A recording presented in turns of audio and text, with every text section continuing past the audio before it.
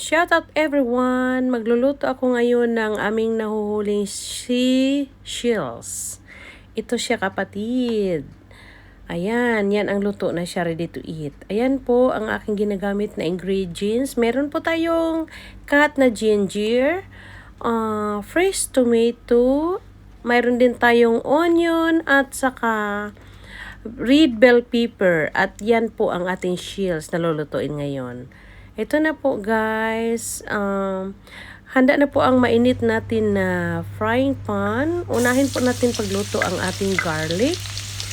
Ayan, sa mainit na mantika hanggang mag-brown po siya. Ayan, ihalo-halo lang natin siya hanggang lumalabas yung bango ng ating garlic. Ayan guys, nagba-brown na po siya. Halo lang para hindi siya masunog. Isunod natin ng ating ginger cut. Ayan, ihalo din natin.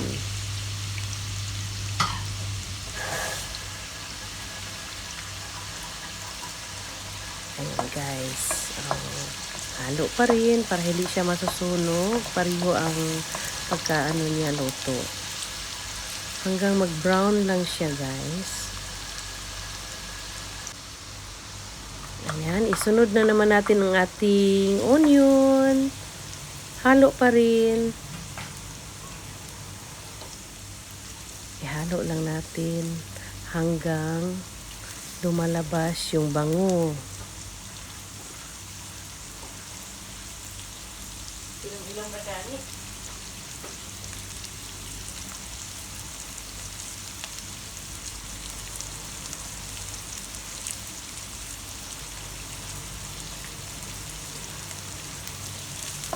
Ayan guys, halo natin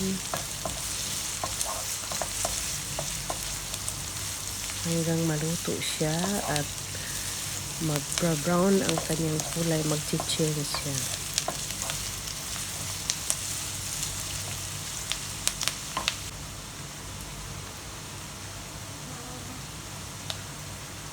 At nakahanda na naman ang ating cut na red tomato. Ayan. Ako lang kasi mag-isa guys, kusina, kaya ayan. Takbo dito, takbo doon. Ayan, may kinukuha. Ayan, continuous tayo guys.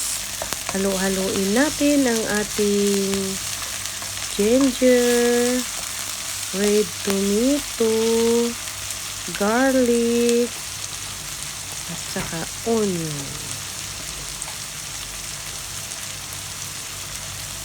Ayan, lagyan natin ng konting asin. At saka lagyan din natin ng dust ng ating black pepper. Mga kunti lang. 3 pins o 4 na pins ng black pepper guys. Ay tama-tama na po. Haluin na naman natin hanggang lalambot yung ating nilulutong spices guys. Naamoy ko na ang bango-bango. Ayan, ang ating nakahanda na shells. Ayan, ihalo na rin natin sabay.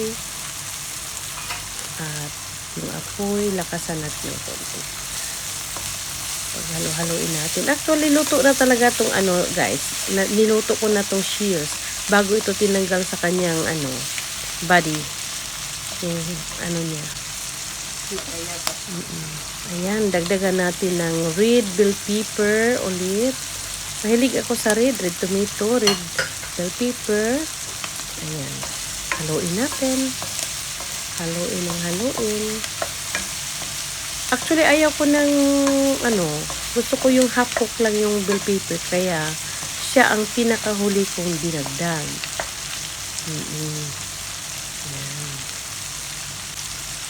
At mayroon tayong secret na oyster sauce. Yan mga kapatid, ginamitan ko ng Mama's Sita's oyster sauce with garlic. Lagyan lang natin mga kapatid ng mga bali 3 kutsara. Pero estimated ko na kasi yan. Ni-estimate ko na yung paglagay ko. Oo. Kumukulo ng kumukulo siya mga kapatid. Ayan.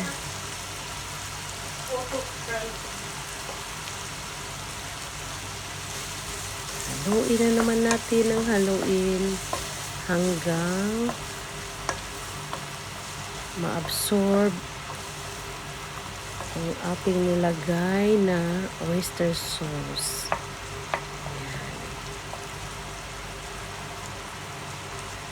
Ayan na mga kapatid. Ayan. Yan na po siya. Ready na po. Ready to eat. Yan na po ang finish natin at nakalagay na po sa ating plate po. Maraming salamat po. Maraming salamat sa inyong pagtingin ng aking videos.